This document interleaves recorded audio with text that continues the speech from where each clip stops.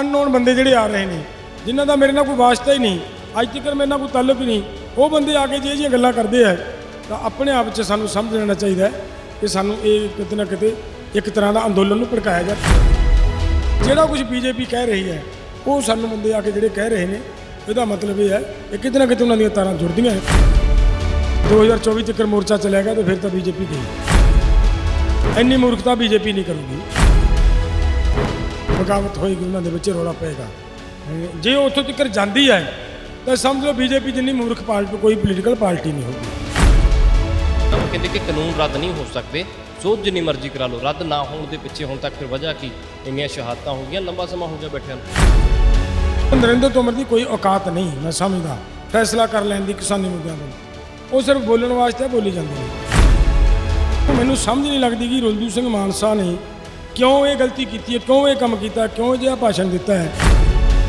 ਅਸੀਂ ਖੁਦ ਮਤਲਬ ਅੰਮ੍ਰਿਤਧਾਰੀ ਹਾਂ, ਗੁਰਸਿੱਖ ਪਰਿਵਾਰਾਂ ਦੇ ਵਿੱਚੋਂ ਹੈ। ਸਾਡੇ ਵੀ ਮਨ ਨੂੰ ਸੱਟ ਲੱਗੀ ਕਿ ਅਜਿਹੀ ਬਿਆਨਬਾਜ਼ੀ ਅੱਜ ਕਰਨੀ ਵਾਜਬ ਨਹੀਂ ਸੀ। ਜਦੋਂ ਵਿਵਾਦ ਬਣਿਆ ਉਸ ਵਿਵਾਦ ਦੇ ਦੌਰਾਨ ਏਜੰਸੀਆਂ ਨੂੰ ਮੌਕਾ ਜ਼ਰੂਰ ਮਿਲਦਾ ਹੈ ਤੇ ਏਜੰਸੀਆਂ ਅਜਿਹੀਆਂ ਹਰਕਤਾਂ ਕਰਦੀਆਂ। ਖੇਤੀਬਾੜੀ ਕਾਨੂੰਨ ਰੱਦ ਹੋਣ, ਇਸੇ ਮੰਗ ਨੂੰ ਲੈ ਕੇ ਕਿਸਾਨ ਲੰਬੇ ਸਮੇਂ ਤੋਂ ਅੰਦੋਲਨ ਕਰ ਰਹੇ ਨੇ। ਦਿੱਲੀ ਦੇ ਬਾਰਡਰਾਂ ਤੇ ਬੈਠੇ ਨੇ ਕਿਸਾਨਾਂ ਨੇ। ਪੈਰਲਲ ਕਿਸਾਨ ਸੰਸਦ ਵੀ ਜੰਤਰ ਮੰਤਰ ਤੇ ਚਲਾਉਣੀ ਸ਼ੁਰੂ ਕਰ ਦਿੱਤੀ। ਲੰਬਾ ਸਮਾਂ ਹੋ ਗਿਆ ਕਿਸਾਨਾਂ ਨੂੰ, 8 ਮਹੀਨਿਆਂ ਤੋਂ ਵੱਧ ਦਾ ਸਮਾਂ ਹੋ ਗਿਆ ਦਿੱਲੀ ਦੇ ਬਾਰਡਰਾਂ ਤੇ ਬੈਠਿਆਂ ਨੂੰ। ਜਗਜੀਤ ਸਿੰਘ ਡੱਲੇਵਾਲ ਸੀਨੀਅਰ ਕਿਸਾਨ ਆਗੂ ਸਾਡੇ ਨਾਲ ਮੌਜੂਦ ਨੇ, ਗੱਲਬਾਤ ਕਰਾਂਗੇ ਹੁਣ ਤੱਕ ਜਿੰਨੇ ਵੀ ਘਟਨਾਕ੍ਰਮ ਹੋਏ ਨੇ ਤੇ ਅਗਲੀ ਪਲਾਨਿੰਗ ਮੋਰਚੇ ਦੀ ਹੈ ਕੀ ਹੈ। ਡੱਲੇਵਾਲ ਸਾਹਿਬ ਬਹੁਤ ਬਹੁਤ ਸਵਾਗਤ ਹੈ ਪ੍ਰੋ ਪੰਜਾਬ ਟੀਵੀ। ਧੰਨਵਾਦ ਜੀ, ਸਤਿ ਸ਼੍ਰੀ ਅਕਾਲ, ਬਹੁਤ ਬਹੁਤ ਮਿਹਰਬਾਨੀ ਆਪ ਜੀਆਂ ਦੀ। ਕਿਸ ਤਰ੍ਹਾਂ ਦੇਖਦੇ ਹੋ ਅੰਦੋਲਨ? ਲੰਬਾ ਸਮਾਂ ਹੋ ਗਿਆ, ਮੀਂਹ ਬਹੁਤ ਪੈ ਰਿਹਾ, ਸਿਆਲ ਵੀ ਸਾਰੇ ਕੱਢ ਲਏ, ਗਰਮੀ ਨਿਕਲ ਰਹੀ ਹੈ ਔਰ ਗਰਮੀ ਦੇ ਵਿੱਚ ਵੀ ਡਟ ਕੇ ਬੈਠੇ ਹੋ, ਮੀਂਹ ਪੈ ਰਿਹਾ, ਗੇੜਾ ਮਾਰਨ ਗਏ ਹੋਏ ਸੀ, ਹਾਲਾਤ ਕਿੱਦਾਂ, ਠੀਕ ਠਾਕ ਨੇ? ਦੇਖੋ, ਗੇੜਾ ਮਾਰਨ ਤੇ ਮਤਲਬ ਸਾਡੀ ਜ਼ਿੰਮੇਵਾਰੀ ਹੈ। ਸਾਡੇ ਨਾਲ ਲੋਕ ਆਏ ਨੇ, ਇੱਥੇ ਬੈਠੇ ਨੇ, ਬਾਰਿਸ਼ ਹੋ ਰਹੀ ਹੈ, ਸੁਭਾਵਿਕ ਹੈ ਕਿ ਪਤਾ ਲੈਣਾ ਬਣਦਾ ਹੀ ਸੀਗਾ ਕਿ ਕਿਸੇ ਨੂੰ ਕੋਈ ਤਕਲੀਫ ਤਾਂ ਨਹੀਂ। ਲੰਗਰਾਂ 'ਚ ਵੀ ਮੈਂ ਜਾ ਕੇ ਆਇਆ, ਪਰ ਇਹ ਮੈਨੂੰ ਬਹੁਤ ਜਜ਼ਬਾ ਤਕੜਾ ਲੱਗਿਆ ਲੋਕਾਂ ਦਾ।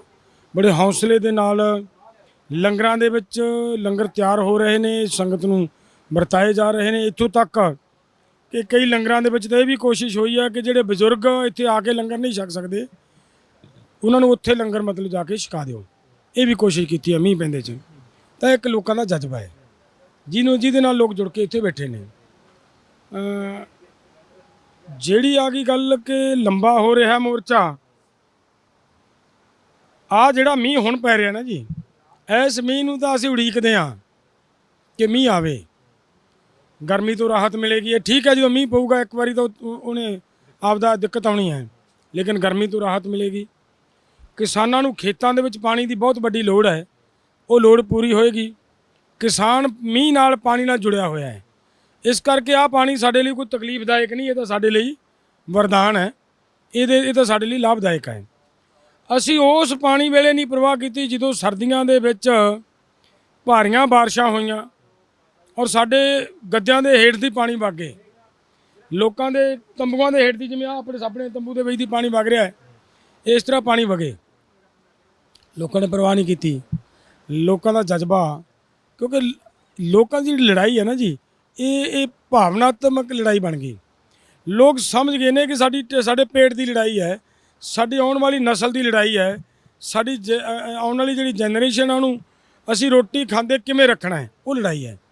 ਉਹ ਲੜਾਈ ਸਮਝ ਕੇ ਲੋਕ ਲੜ ਰਹੇ ਨੇ। ਲੰਬਾ ਚਾਹੇ ਸਰਕਾਰ ਜਿੰਨਾ ਮਰਜ਼ੀ ਖਿੱਚ ਲੇ, ਸਰਕਾਰਾਂ ਚਾਲਾਂ ਚੱਲਦੀਆਂ ਹੁੰਦੀਆਂ, ਲਗਾਤਾਰ ਚੱਲਦੀਆਂ ਹੁੰਦੀਆਂ। ਸਰਕਾਰ ਦੀ ਇੱਥੇ ਵੀ ਚਾਲ ਇਹੀ ਹੈ ਕਿ ਇੰਨੀਆਂ ਸਾਰੀਆਂ ਜਥੇਬੰਦੀਆਂ ਇਕੱਠੀਆਂ ਹੋਈਆਂ ਹੈ, ਸ਼ਾਇਦ ਕਿਤੇ ਨਾ ਕਿਤੇ ਆਪਸ ਵਿੱਚ ਇਹ ਪਾੜ ਜਾਣੀਆਂ ਜਾਂ ਖਿਲਰ ਜਾਣੀਆਂ।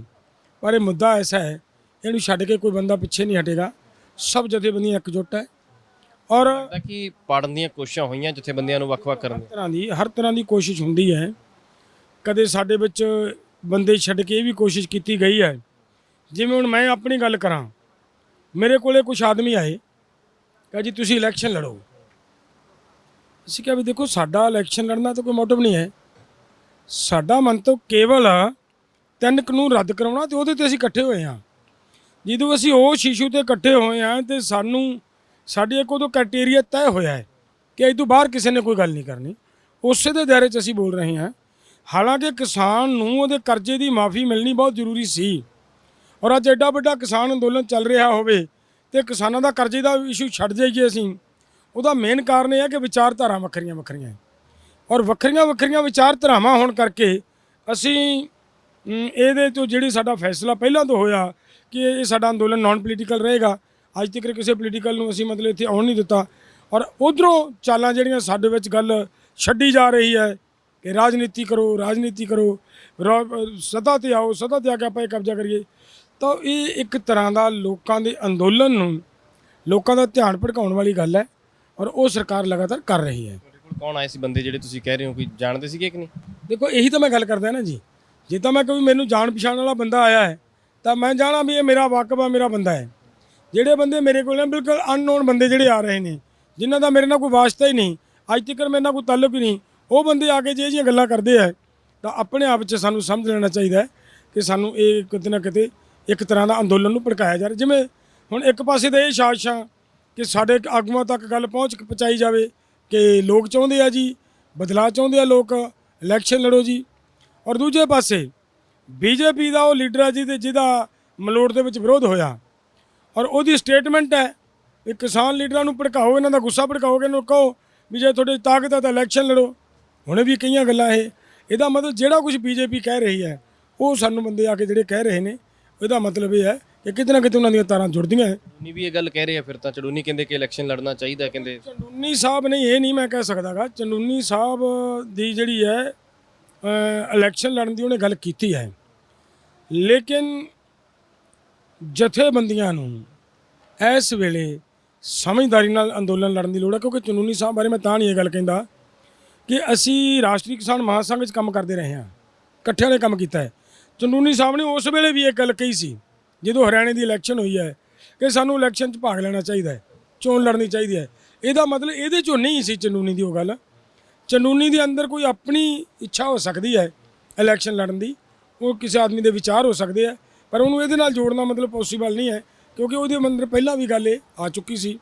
ਇਹ ਅੱਜ ਉੱਠ ਰਹੀਆਂ ਗੱਲਾਂ ਇਸ ਅੰਦੋਲਨ ਨੂੰ ਮੱਦੇਨਜ਼ਰ ਰੱਖ ਕੇ, ਇਸ ਅੰਦੋਲਨ ਨੂੰ ਫੇਲ ਕਰਨ ਵਾਸਤੇ ਆਵਾਜ਼ਾਂ ਉੱਠਣੀਆਂ, ਇੱਕ ਆਦਮੀ ਦੀ ਵਿੱਚ ਪਹਿਲਾਂ ਦੀ ਗੱਲ ਹੋਣੀ, ਇਹਨਾਂ ਗੱਲਾਂ 'ਚ ਫਰਕ ਹੁੰਦਾ ਹੈ। ਮਤਲਬ ਜਿਹੜਾ ਚੜੂਨੀ ਕਹਿ ਰਹੇ ਨੇ ਉਹ ਪਹਿਲਾਂ ਤੋਂ ਹੀ ਕਹਿ ਰਹੇ ਨੇ, ਪੰਜਾਬ 'ਚ ਜਾ ਕੇ ਵੀ ਉਹਨਾਂ ਨੇ ਸਭਾਵਾਂ ਕੀਤੀਆਂ ਨੇ, ਉਹ ਕਹਿ ਰਹੇ ਕਿ ਇਲੈਕਸ਼ਨ ਲੜਨਾ ਚਾਹੀਦਾ ਹੈ। ਪੰਜਾਬ ਨੇ ਪਹਿਲਾਂ ਵੀ ਲੀਡ ਕੀਤਾ, ਅੰਦੋਲਨ ਦੇ ਵਿੱਚ ਵੀ ਪੰਜਾਬ ਨੇ ਲੀਡ ਕੀਤਾ। ਕਹਿੰਦੇ ਹੁਣ ਵੀ ਪੰਜਾਬ ਤੋਂ ਸ਼ੁਰੂਆਤ ਹੋਵੇ ਬਦਲਾਅ ਦੀ। ਮਿਸ਼ਨ 2000 ਯੂਪੀ ਦਾ ਮਿਸ਼ਨ ਤਾਂ ਕਹਿੰਦੇ ਬਾਅਦ ਦੀ ਗੱਲ ਆ, ਪਹਿਲਾਂ ਪੰਜਾਬ ਦੇ ਮਿਸ਼ਨ ਤੇ ਸਾਨੂੰ ਧਿਆਨ ਦੇਣਾ ਚਾਹੀਦਾ। ਦੇਖੋ ਗੱਲ ਕੀ ਹੈ, ਰਾਸ਼ਟਰੀ ਕਿਸਾਨ ਮਹਾਸੰਘ ਜਿਹੜਾ ਸਾਡਾ ਬਣਿਆ ਸੀ, ਉਹਨੂੰ ਵੀ ਉਸ ਵੇਲੇ ਚੰਦੂਨੀ ਸਾਹਿਬ ਨੇ ਇਸ ਗੱਲ ਦੇ ਉੱਤੇ ਹੀ ਛੱਡਤਾ ਸੀਗਾ ਕਿ ਵੀ ਜੇ ਤੁਸੀਂ ਨਾਨ ਪੋਲੀਟੀਕਲ ਰੱਖਣਾ ਤਾਂ ਮੈਂ ਤੁਹਾਡੇ 'ਚ ਨਹੀਂ ਰਹਿ ਸਕਦਾ। ਇਹਦਾ ਮਤਲਬ ਇਹ ਹੈ ਕਿ ਉਹਦੀ ਭਾਵਨਾ ਰਾਜਨੀਤਿਕ ਸੋਚ ਵਾਲੀ ਹੈਗੀ ਹੈ, ਇਹ 'ਚ ਕੋਈ ਦੋਰਾਵਾ ਨਹੀਂ ਹੈ। ਉਹਨਾਂ ਨੇ ਉਸੇ ਦੇ ਵਿੱਚ ਉਦੋਂ ਗੱਲ ਕੀਤਾ, ਅੱਜ ਵਾਲੇ ਹਾਲਾਤਾਂ ਨਾਲ ਨਹੀਂ ਉਹਨੂੰ ਜੁੜਿਆ ਜਾ ਸਕਦਾ। ਪਰ ਜਿਵੇਂ ਅੱਜ ਇਹ ਕਹਿਣਾ ਕਿ ਮਿਸ਼ਨ ਯੂਪੀ ਨੂੰ ਛੱਡ ਕੇ, ਮਿਸ਼ਨ ਉੱਤਰਾਖੰਡ ਨੂੰ ਛੱਡ ਕੇ ਮਿਸ਼ਨ ਪੰਜਾਬ ਚਲਾਇਆ ਜਾਏ, ਸਾਡਾ ਨਿਸ਼ਾਨਾ ਹੈ ਕਿ 3 ਕਾਨੂੰਨ ਲੈ ਕੇ ਆਈ ਹੈ ਬੀਜੇਪੀ। ਸਾਡਾ ਟਾਰਗੇਟ ਹੈ ਬੀਜੇਪੀ ਤੋਂ ਅਸੀਂ ਕਾਨੂੰਨ ਵਾਪਸ ਕਰਵਾਉਣੇ ਆ। ਇਹ ਤਾਂ ਹੀ ਹੋਣਗੇ ਜੇ ਅਸੀਂ ਇਹਨੂੰ ਸੱਟ ਮਾਰਾਂਗੇ। ਤਾਂ ਪੰਜਾਬ ਦੇ ਵਿੱਚ ਬੀਜੇਪੀ ਨੂੰ, ਹਰਿਆਣੇ ਦੇ ਵਿੱਚ ਬੀਜੇਪੀ ਨੂੰ ਸੱਟ ਆਲਰੇਡੀ ਵੱਜ ਚੁੱਕੀ ਹੈ। ਇੱਥੋਂ ਬੀਜੇਪੀ ਪੰਜਾਬ ਦੇ ਵਿੱਚ ਤਾਂ ਕਾਗਜ਼ ਭਰਨ ਦੇ ਸਮਰੱਥ ਨਹੀਂ ਰਹੀ ਔਰ ਕੰਪੇਨ ਕੀ ਚਲਾ ਜੂਗੀ ਤੇ ਵੋਟਾਂ ਉਹਨਾਂ ਨੂੰ ਕਿੱਥੋਂ ਪੈ ਜਾਣਗੀਆਂ। ਤਾਂ ਉਸ ਬੀਜੇਪੀ ਦੀ ਖਾਤਰ ਪੰਜਾਬ ਦੇ ਵਿੱਚ ਕੰਪੇਨ ਚਲਾਉਣ ਨਾਲੋਂ ਅਸੀਂ ਸਾਡੀ ਸਮਝ ਮੁਤਾਬਕ ਕੰਪੇਨ ਯੂਪੀ ਚਲਾਉਣੀ ਚਾਹੀਦੀ ਹੈ, ਕਿਉਂਕਿ ਯੂਪੀ ਇੱਕ ਵੱਡੀ ਸਟੇਟ ਹੈ। ਜੇਕਰ ਅਸੀਂ ਯੂਪੀ ਨੂੰ ਤਕੜੇ ਹੋ ਕੇ ਬੀਜੇਪੀ ਦੇ ਹੱਥ 'ਚੋਂ ਕੱਢ ਜਾਂਦੇ ਹਾਂ, ਨਿਕਲ ਜਾਂਦੀ ਹੈ ਯੂਪੀ ਉਹਨਾਂ ਤੋਂ, ਤੇ ਸਮਝ ਲਓ ਦਿੱਲੀ ਵੀ ਉਹਨਾਂ ਦੇ ਹੱਥ 'ਚੋਂ ਗਈ। ਤਾਂ ਉਹ ਜਦੋਂ ਆਏਗਾ ਹਾਲਾਤ, ਉਸ ਵੇਲੇ ਫਿਰ ਸਰਕਾਰ ਸੋਚਣ ਲਈ ਮਜਬੂਰ ਹੋਏਗੀ ਕਿ ਸਾਡਾ ਵੱਡਾ ਪੋਲੀਟੀਕਲੀ ਨੁਕਸਾਨ ਹੋ ਰਿਹਾ ਹੈ। ਉਸ ਨੁਕਸਾਨ ਤੋਂ ਬਚਣ ਦੇ ਲਈ ਬੀਜੇਪੀ ਦੇ ਅੰਦਰ ਰੌਲਾ ਰੱਪਾ ਵੀ ਬਣੇਗਾ। ਉਹਨਾਂ ਦੇ ਕੁਝ ਲੀਡਰ, ਸੁਹਿਰਦ ਲੀਡਰ ਆ ਜਿਹੜੇ, ਉਹ ਜ਼ਰੂਰ ਇਸ ਗੱਲ ਦੇ ਉੱਤੇ ਕੰਪੈਲ ਕਰਨਗੇ ਸਰਕਾਰ ਨੂੰ ਕਿ ਤੁਸੀਂ ਇਹਨੂੰ ਵਾਪਸ ਲਓ ਤਾਂ ਕਿ ਬੀਜੇਪੀ ਦਾ ਹੋਰ ਨੁਕਸਾਨ ਨਾ ਹੋਵੇ, ਔਰ ਉਹ ਹੀ ਸਾਡੇ ਲਈ ਮਤਲਬ ਬੈਨੀਫੀਸ਼ੀਅਲ ਹੋਏਗੀ। ਮੋਰਚੇ ਨੂੰ ਕਿੱਥੇ ਖੜਾ ਦੇਖਦੇ ਹੋ? ਮੋਰਚੇ ਦੀ ਗੱਲ ਕੀਤੀ ਜਾਵੇ ਤਾਂ ਲੰਬਾ ਸਮਾਂ ਹੋ ਗਿਆ ਅੰਦੋਲਨ ਚੱਲਦੇ ਨੂੰ, ਔਰ ਤੁਹਾਡੇ ਲੀਡਰ ਕਹਿ ਰਹੇ ਕਿ 2024 ਤੱਕ ਵੀ ਜੇ ਲੋੜ ਪਈ ਤਾਂ ਅਸੀਂ 24 ਤੱਕ ਵੀ ਚਲਾਉਂਦੇ ਰਵਾਂਗੇ ਇਸ ਅੰਦੋਲਨ ਨੂੰ। ਨਹੀਂ ਦੇਖੋ, ਮੋਰਚਾ ਮੈਨੂੰ ਜਿਹੜੀ ਲੱਗਦੀ ਹੈ ਕਿ ਮੋਰਚਾ ਇੰਨਾ ਲੰਬਾ ਚੱਲਣ ਦੀ, 2024 ਤੱਕ ਮੋਰਚਾ ਚੱਲੇਗਾ ਤਾਂ ਫਿਰ ਤਾਂ ਬੀਜੇਪੀ ਗਈ। ਇੰਨੀ ਮੂਰਖਤਾ ਬੀਜੇਪੀ ਨਹੀਂ ਕਰੂਗੀ। ਉਹ ਕਿਤੇ ਨਾ ਕਿਤੇ ਜ਼ਰੂਰ ਉਹਨਾਂ ਨੂੰ ਬਗਾਵਤ ਹੋਏਗੀ, ਉਹਨਾਂ ਦੇ ਵਿੱਚ ਰੌਲਾ ਪਏਗਾ।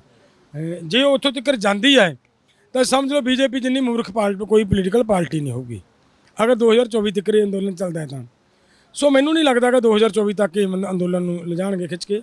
ਹਾਂ, ਆਹ ਜ਼ਰੂਰ ਹੈ ਗੱਲ ਕਿ ਯੂਪੀ ਜਿਹੜਾ ਸਾਡਾ ਟਾਰਗੇਟ ਹੈ, ਅਗਰ ਯੂਪੀ ਦੇ ਵਿੱਚ ਅਸੀਂ ਸੱਟ ਮਾਰ ਜਾਂਦੇ ਹਾਂ ਤਾਂ ਉੱਥੇ ਜਾ ਕੇ ਬੀਜੇਪੀ ਨੂੰ ਜ਼ਰੂਰ 100% ਹੋਰ ਨੁਕਸਾਨ ਤੋਂ ਬਚਾਉਣ ਵਾਸਤੇ ਉਹ ਕਾਨੂੰਨ ਵਾਪਸ ਇਦੋਂ ਪਹਿਲਾਂ ਲਏਗੀ। ਠੀਕ ਹੈ, ਫਿਰ ਹੁਣ ਤੱਕ ਕਾਨੂੰਨ ਰੱਦ ਨਾ ਕਰਨਾ ਕੀ ਮਜਬੂਰੀ ਹੈ ਸਰਕਾਰ ਦੀ ਕੋਈ, ਜਾਂ ਫਿਰ ਹਜੇ ਵੀ ਨਰਿੰਦਰ ਤੋਮਰ ਖੇਤੀਬਾੜੀ ਮੰਤਰੀ ਕਹਿੰਦੇ ਕਿ ਕਾਨੂੰਨ ਬਹੁਤ ਚੰਗੇ ਆ, ਕਿਸਾਨਾਂ ਦੇ ਫਾਇਦੇ ਵਾਸਤੇ ਨੇ।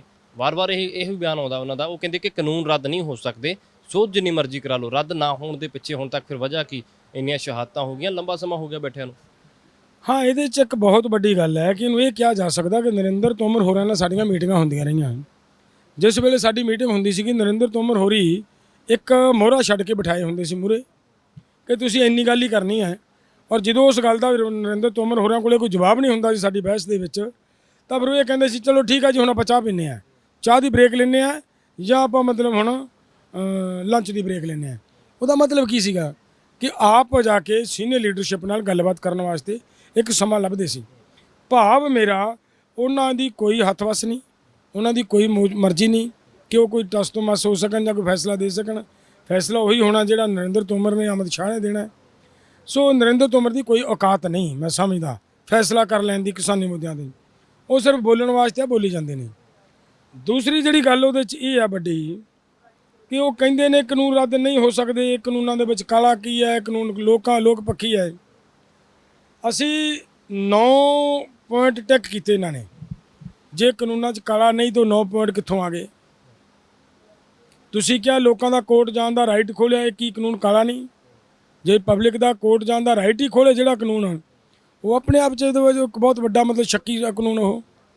ਤਾਂ ਇਸ ਕਰਕੇ ਉਹਨਾਂ ਦਾ ਬੋਲਣਾ, ਜਾਂ ਜਿਹੜੀ ਆਪਾਂ ਗੱਲ ਕਰਦੇ, ਤੁਸੀਂ ਤੁਹਾਡਾ ਸਵਾਲ ਸੀਗਾ ਵੀ ਕੀ ਕਾਰਨ ਹੈ ਸਰਕਾਰ ਕਿਉਂ ਨਹੀਂ ਵਾਪਸ ਲੈਂਦੀ। ਦੇਖੋ, ਸਰਕਾਰ ਨੂੰ ਚਲਾ ਰਹੇ ਨੇ ਇਨਡਾਇਰੈਕਟਲੀ ਅਡਾਨੀ ਤੇ ਅਬਾਨੀ, ਕਾਰਪੋਰੇਟ ਲੋਕ।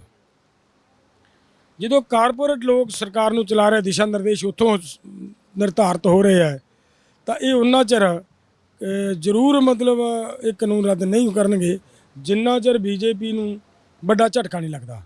ਔਰ ਉਹ ਵੱਡਾ ਝਟਕਾ ਜਿਹੜਾ ਅਸੀਂ ਯੂਪੀ ਦੇ ਵਿੱਚ ਦੇਣ ਦੀ ਤਿਆਰੀ 'ਚ ਹਾਂ, ਉਹ ਅਸੀਂ ਦੇਵਾਂਗੇ। ਔਰ ਇਹ ਕਾਰਪੋਰੇਟ ਲੋਕ ਜਿਹੜੇ ਬੀਜੇਪੀ ਦੀ ਜਾਂ ਅਮਿਤ ਸ਼ਾਹ ਮੋਦੀ ਦੀ ਅਡਾਨੀਆਂ ਅਬਾਨੀਆਂ ਨਾਲ ਜਿਹੜੀ ਮਿੱਤਰਤਾ ਹੈ, ਉਹਨੂੰ ਤੋੜਨ ਵਾਸਤੇ ਸਾਰੀ ਦੀ ਸਾਰੀ ਬੀਜੇਪੀ ਨੂੰ ਮਤਲਬ ਇਕਜੁੱਟ ਹੋਣਾ ਪਏਗਾ। ਔਰ ਉਹ ਉਦੋਂ ਹੀ ਹੋਏਗੀ ਜਦੋਂ ਉਹਨਾਂ ਨੂੰ ਨੁਕਸਾਨ ਹੁੰਦਾ ਨਜ਼ਰ ਆਏਗਾ। ਪੰਜਾਬ ਨੂੰ ਲੈ ਕੇ ਵੀ ਕੋਈ ਪਲਾਨ ਤਿਆਰ ਕੀਤਾ ਕਿਸਾਨ ਮੋਰਚੇ ਨੇ ਕਿ ਪੰਜਾਬ ਦੇ ਵਿੱਚ ਹੀ 2022 ਦੇ ਚੋਣ ਆ ਰਹੇ, ਉਸ ਨੂੰ ਲੈ ਕੇ ਕੀ ਤਿਆਰੀ ਹੈ, ਕੀ ਪਲਾਨਿੰਗ ਕੀਤੀ ਹੈ? ਮੈਂ ਫਿਰ ਇਹੀ ਗੱਲ ਕਰਾਂ ਕਿ ਪੰਜਾਬ ਦੇ ਅੰਦਰ ਅਗਰ ਅਸੀਂ ਇਲੈਕਸ਼ਨ ਦੇ ਵਿੱਚ ਕਿਸੇ ਨੂੰ ਮੰਨ ਲਓ ਸਪੋਰਟ ਕਰਕੇ ਕਿਸੇ ਨੂੰ ਜਿਤਾ ਦਿੰਦੇ ਹਾਂ, ਉਹਦਾ ਕੋਈ ਬਹੁਤਾ ਫਾਇਦਾ ਨਹੀਂ ਹੋਣਾ। ਕਾਨੂੰਨ ਰੱਦ ਕਰਨੇ ਸੈਂਟਰ ਗੌਰਮੈਂਟ ਨੇ। ਪੰਜਾਬ ਦੇ ਵਿੱਚ ਮੰਨ ਲਓ ਕਿਸਾਨਾਂ ਦੀ ਸਰਕਾਰ ਹੀ ਬਣਾ ਦਿੰਦੇ ਆ, ਤਾਂ ਵੀ ਉੱਥੇ ਕਿਸਾਨਾਂ ਨੂੰ ਬਹੁਤਾ ਫਾਇਦਾ ਨਹੀਂ ਹੋਣਾ। ਅਸਲ ਨੀਤੀਆਂ ਇੱਥੋਂ ਬਣਨੀਆਂ, ਅਸਲ ਫਾਇਦਾ ਇੱਥੋਂ ਹੋਣਾ ਹੈ, ਦਿੱਲੀ ਤੋਂ ਹੋਣਾ ਹੈ। ਤਾਂ ਇਹਦੇ ਵਾਸਤੇ ਸਾਨੂੰ ਪ੍ਰੈਸ਼ਰ ਗਰੁੱਪ ਇਸ ਵੇਲੇ ਇਲੈਕਸ਼ਨ ਲੜਨ ਨਾਲੋਂ ਸਾਨੂੰ ਲੋੜ ਹੈ ਕਿ ਬਹੁਤ ਤਕੜਾ ਵੱਡਾ ਪ੍ਰੈਸ਼ਰ ਗਰੁੱਪ ਕ੍ਰੀਏਟ ਕਰੀਏ, ਜਿਹੜਾ ਅਸੀਂ ਕੋਸ਼ਿਸ਼ ਦੇ ਵਿੱਚ ਵੀ ਹੈ, ਜਿਹੜਾ ਹੁੰਦਾ ਨਜ਼ਰ ਵੀ ਆ ਰਿਹਾ ਹੈ। ਅੱਜ ਪੰਜਾਬ ਤੇ ਹਰਿਆਣਾ ਇਕਜੁੱਟ ਹੋ ਗਿਆ, ਯੂਪੀ ਸਾਡੇ ਨਾਲ ਮਿਲ ਚੁੱਕੀ ਹੈ, ਮੱਧ ਪ੍ਰਦੇਸ਼ ਸਾਡੇ ਨਾਲ ਰਲ ਚੁੱਕਿਆ ਹੈ, ਕਰਨਾਟਕਾ, ਕੇਰਲਾ, ਤਾਮਿਲਨਾਡੂ ਸਾਡੇ ਨਾਲ ਆ ਚੁੱਕੇ ਨੇ। ਅੱਜ ਜਦੋਂ ਸਾਡਾ ਪਾਰਲੀਮੈਂਟ ਅਸੀਂ ਚਲਾਉਣ ਜਾਂਦੇ ਹਾਂ, ਉਹਦੇ ਵਿੱਚ ਤੁਸੀਂ ਦੇਖਦੇ ਹੋ ਵੱਡਾ ਹਿੱਸਾ ਸਾਡਾ ਪੈਰਲਲ ਬਰਾਬਰ ਸਾਡੇ ਹਿੱਸਾ ਬਾਹਰਲੀਆਂ ਸਟੇਟਾਂ ਦਾ ਜਾਂਦਾ ਹੈ। ਤਾਂ ਜਦੋਂ ਉਹ ਸਾਰਾ ਕੁਝ ਹੋ ਰਿਹਾ ਹੈ, ਤਾਂ ਇਹਦਾ ਮਤਲਬ ਪੂਰਾ ਦੇਸ਼ ਇਕਜੁੱਟ ਹੁੰਦਾ ਨਜ਼ਰ ਆ ਰਿਹਾ ਹੈ। ਔਰ ਇਸ ਇਕਜੁੱਟਤਾ ਦੇ ਵਿੱਚੋਂ ਇੱਕ ਵੱਡਾ ਪ੍ਰੈਸ਼ਰ ਗਰੁੱਪ ਬਣਨਾ ਹੈ। ਉਹ ਪ੍ਰੈਸ਼ਰ ਗਰੁੱਪ ਦੀ ਇੰਨੀ ਸ਼ਕਤੀ ਹੈ ਕਿ ਲੋਕਤੰਤਰਕ ਢਾਂਚੇ ਨੂੰ ਚਲਾਉਣ ਲਈ ਹਮੇਸ਼ਾ ਪ੍ਰੈਸ਼ਰ ਗਰੁੱਪ ਦੀ ਲੋੜ ਹੁੰਦੀ ਹੈ। ਜਿੰਨਾ ਚਿਰ ਪ੍ਰੈਸ਼ਰ ਗਰੁੱਪ ਮਜ਼ਬੂਤ ਨਹੀਂ ਹੋਏਗਾ, ਉਹਨਾਂ ਚਿਰ ਹਰ ਇੱਕ ਸੱਤਾਧਾਰੀ ਧਿਰ, ਚਾਹੇ ਕਾਂਗਰਸ ਆ ਜੇ, ਚਾਹੇ ਉਹ ਬੀਜੇਪੀ ਆ, ਚਾਹੇ ਉਹ ਆਪ ਆ ਜੇ, ਉਹ ਮਨਮਾਨੀਆਂ ਕਰੇਗੀ। ਪ੍ਰੈਸ਼ਰ ਗਰੁੱਪ ਹੀ ਇੱਕ ਸਰਕਾਰ ਨੂੰ ਸਿੱਧੇ ਰਸਤੇ। ਕਿਸ ਤਰ੍ਹਾਂ ਦਾ ਪ੍ਰੈਸ਼ਰ ਗਰੁੱਪ ਕ੍ਰੀਏਟ ਕਰਨਾ ਚਾਹੁੰਦੇ ਹੋ? ਕਿਉਂਕਿ ਯੂਪੀ ਦੇ ਵਿੱਚ ਤੁਸੀਂ ਜ਼ਿਕਰ ਕਰ ਰਹੇ ਹੋ, ਯੂਪੀ ਦੇ ਵਿੱਚ ਹੁਣ ਮੰਨ ਲਓ ਬੀਜੇਪੀ ਨੂੰ ਪੂਰਾ ਬਹੁਮਤ ਹੈ, ਔਰ ਜੋ ਸਟੇਟ ਦੀ ਗਵਰਨਮੈਂਟ ਵੀ ਬੀਜੇਪੀ ਦੀ ਹੈ, ਯੋਗੀ ਆਦਿੱਤਿਆਨਾਥ ਸੀਐਮ ਨੇ। ਕਿਹੋ ਜਿਹਾ ਪ੍ਰੈਸ਼ਰ ਗਰੁੱਪ, ਜਾਂ ਕਿਸੇ ਪਾਰਟੀ ਨੂੰ ਸਪੋਰਟ ਕਰਨ ਦੀ ਗੱਲ ਕਰ ਰਹੇ ਹੋ ਤੁਸੀਂ? ਫਿਰ ਕਿਸ ਹਿਸਾਬ ਨਾਲ ਕ੍ਰੀਏਟ ਕਰੋ? ਪ੍ਰੈਸ਼ਰ ਗਰੁੱਪ ਬਣਾਉਣਾ, ਕਿਸੇ ਪਾਰਟੀ ਨੂੰ ਸਪੋਰਟ ਕਰਨਾ ਸਾਡਾ ਮੰਤਵ ਹੀ ਨਹੀਂ। ਰਾਜਨੀਤੀ ਜਿਹੜੀ ਜਿਸ ਤਰ੍ਹਾਂ ਦੀ, ਇਸ ਤਰ੍ਹਾਂ ਦੀ ਰਾਜਨੀਤੀ, ਹਾਲਾਂਕਿ ਉਹ ਵੀ ਰਾਜਨੀਤੀ ਹੈ। ਪ੍ਰੈਸ਼ਰ ਗਰੁੱਪ ਬਿਲਟ ਕਰਨਾ, ਪੋਲੀਟੀਕਲ ਲੋਕਾਂ ਨੂੰ ਸਿੱਧੇ ਰਸਤੇ ਤੇ ਤੋਰਨਾ, ਉਹ ਇੱਕ ਰਾਜਨੀਤੀ ਦਾ ਹਿੱਸਾ ਹੈ। ਬਟ ਇਲੈਕਟੋਰਲ ਜਿਹੜੀ ਰਾਜਨੀਤੀ ਹੈ, ਇਹਦੇ ਤੋਂ ਅਸੀਂ ਮਤਲਬ ਆਪਣੇ ਆਪ ਨੂੰ ਸਾਈਡ ਤੇ ਰੱਖ ਕੇ ਇੱਕ ਵੱਡਾ ਪ੍ਰੈਸ਼ਰ ਗਰੁੱਪ ਪੂਰੇ ਦੇਸ਼ ਲੈਵਲ ਦਾ ਖੜਾ ਕਰਕੇ ਕਿ ਅਗਰ ਲੋਕ ਵਿਰੋਧੀ ਫੈਸਲੇ ਸਰਕਾਰ ਲੈਂਦੀ ਹੈ, ਤਾਂ ਅਸੀਂ ਇੰਨੀ ਤਾਕਤ ਦੇ ਵਿੱਚ ਹੋ ਜਾਈਏ ਕਿ ਉਸੇ ਵੇਲੇ ਦਿੱਲੀ ਨੂੰ ਅਸੀਂ ਘੇਰਨ ਦੀ ਸਾਡੇ ਕੋਲ ਸਮਰੱਥਾ ਹੋਵੇ।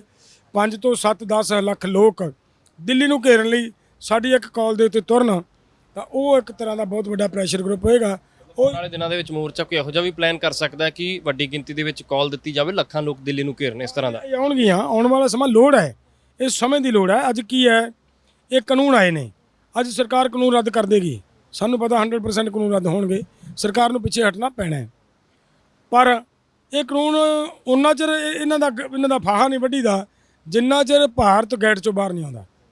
ਇਹ ਗੇਟ ਦਾ ਹਿੱਸਾ ਹੋਣ ਕਰਕੇ ਗੇਟ ਹੀ ਇਹ ਕਾਨੂੰਨ ਲੈ ਕੇ ਆਇਆ, ਤਾਂ ਉਹਦੀ ਖਾਤਰ ਅਗਲੀ ਲੜਾਈ ਹਜੇ ਬਾਕੀ ਹੈ ਕਿ ਦੇਸ਼ ਗੇਟ ਚੋਂ ਬਾਹਰ ਆਵੇ। ਇਹ ਗੇਟ ਦੇ ਫੈਸਲੇ ਲਾਗੂ ਕਰਨੇ ਬੰਦ ਕਰੇ ਸਰਕਾਰ। ਅਸੀਂ ਜਿਹੜੀ ਨੇ ਗੇਟ ਦੇ ਅੰਦਰ ਤੇ ਬਹੁਤ ਅਜਿਹੀਆਂ ਜਿਹੇ ਫੈਸਲੇ ਨੇ ਜਿਹੜੇ ਪੂਰੇ ਦੇਸ਼ ਨੂੰ ਬਰਬਾਦ ਕਰ ਦੇਣਗੇ, ਪੂਰੇ ਦਾ ਪੂਰਾ ਸਾਡਾ ਆਰਥਿਕ ਢਾਂਚਾ ਬਰਬਾਦ ਕਰ ਦੇਣਗੇ, ਤਾਂ ਉਹਦੀ ਖਾਤਰ ਪ੍ਰੈਸ਼ਰ ਗਰੁੱਪ ਬਣਾਉਣ ਦੀ ਲੋੜ ਪੈਣੀ ਹੈ ਔਰ ਉਹਦੇ ਉੱਤੇ ਲੜਾਈ ਲੜਨੀ ਪੈਣੀ ਹੈ ਅੱਗੇ। ਇੱਕ ਇਹ ਵੀ ਚੀਜ਼ ਹੈ ਕਿ ਮੋਰਚੇ 'ਚ ਕਈ ਵਾਰ ਵਿਵਾਦ ਵੀ ਖੜੇ ਹੋਏ, ਖੈਰ ਬਹੁਤੇ ਵਿਵਾਦਾਂ 'ਤੇ ਚਰਚਾ ਨਹੀਂ ਕਰਾਂਗੇ। ਪਿਛਲੇ ਦਿਨੀ ਰੁਲਦੂ ਸਿੰਘ ਮਾਨਸਾ ਹੋਣਾ ਨੇ ਇੱਕ ਬਿਆਨ ਦਿੱਤਾ, ਉਸ 'ਤੇ ਬਹੁਤ ਵਿਵਾਦ ਹੋਇਆ ਇੰਟਰਨੈਸ਼ਨਲ ਲੈਵਲ ਤੇ ਉਸ ਮਸਲੇ 'ਤੇ, ਔਰ ਉਸ ਤੋਂ ਬਾਅਦ ਰੁਲਦੂ ਸਿੰਘ ਮਾਨਸਾ ਦੇ ਤੰਬੂ 'ਤੇ ਵੀ ਅਟੈਕ ਕੀਤਾ ਜਾਂਦਾ। ਤੁਹਾਨੂੰ ਲੱਗਦਾ ਹੈ ਕਿ ਮੈਚਿਓਰ ਲੀਡਰ ਨੇ, ਇਹਨਾਂ ਨੂੰ ਇਹੋ ਜਿਹੇ ਬਿਆਨਬਾਜ਼ੀ ਜਾਂ ਧਾਰਮਿਕ ਮਸਲੇ ਨੂੰ ਤਾਂ ਜਿਹੜੀ ਮੋਰਚੇ ਦੀ ਸਟੇਜ ਹੈ ਉਸ 'ਤੇ ਲੈ ਕੇ ਨਹੀਂ ਆਉਣਾ ਚਾਹੀਦਾ? ਦੇਖੋ, ਬੜਾ ਸੋਹਣੇ ਢੰਗ ਦੇ ਨਾਲ ਸ਼ਾਂਤਮਈ ਮਾਹੌਲ ਹੈ। ਸ਼ਾਂਤਮਈ ਮਾਹੌਲ ਨੂੰ ਮੈਨੂੰ ਸਮਝ ਨਹੀਂ ਲੱਗਦੀ ਕਿ ਰੁਲਦੂ ਸਿੰਘ ਮਾਨਸਾ ਨੇ ਕਿਉਂ ਇਹ ਗਲਤੀ ਕੀਤੀ ਹੈ, ਕਿਉਂ ਇਹ ਕੰਮ ਕੀਤਾ, ਕਿਉਂ ਅਜਿਹਾ ਭਾਸ਼ਣ ਦਿੱਤਾ ਹੈ ਜਿਹਦੇ ਨਾਲ ਅਸੀਂ ਮੰਨਦੇ ਹਾਂ, ਅਸੀਂ ਖੁਦ ਮਤਲਬ ਅੰਮ੍ਰਿਤਧਾਰੀ ਹਾਂ, ਗੁਰਸਿੱਖ ਪਰਿਵਾਰਾਂ ਦੇ ਵਿੱਚੋਂ ਹਾਂ, ਸਾਡੇ ਵੀ ਮਨ ਨੂੰ ਸੱਟ ਲੱਗੀ ਕਿ ਅਜਿਹੀ ਬਿਆਨਬਾਜ਼ੀ ਅੱਜ ਕਰਨੀ ਵਾਜਬ ਨਹੀਂ ਸੀ। ਔਰ ਉਸ ਬਿਆਨਬਾਜ਼ੀ ਨੇ ਸਾਡੇ ਸਿੱਖ ਚਿੰਤਕ ਵੀਰ ਨੇ, ਸਿੱਖ ਸੰਸਥਾਵਾਂ ਨੇ, ਉਹਨਾਂ ਦੇ ਮਨ ਤੇ ਸੱਟ ਮਾਰੀ ਹੈ। ਬਹੁਤ ਸਾਰੀਆਂ ਸੰਸਥਾਵਾਂ ਤੋਂ ਸਾਨੂੰ ਚਿੱਠੀਆਂ ਆਈਆਂ ਕਿ ਜੀ ਤੁਸੀਂ ਇਹਦੇ ਤੇ ਕਾਰਵਾਈ ਕਰੋ।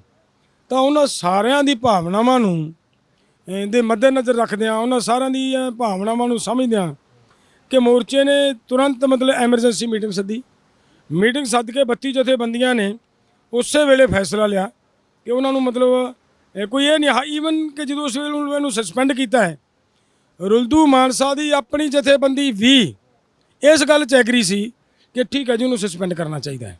ਇਸ ਗੱਲ 'ਚ ਉਹ ਵੀ ਖੁਦ ਵੀ ਮਤਲਬ ਐਗਰੀ ਸੀਗੇ।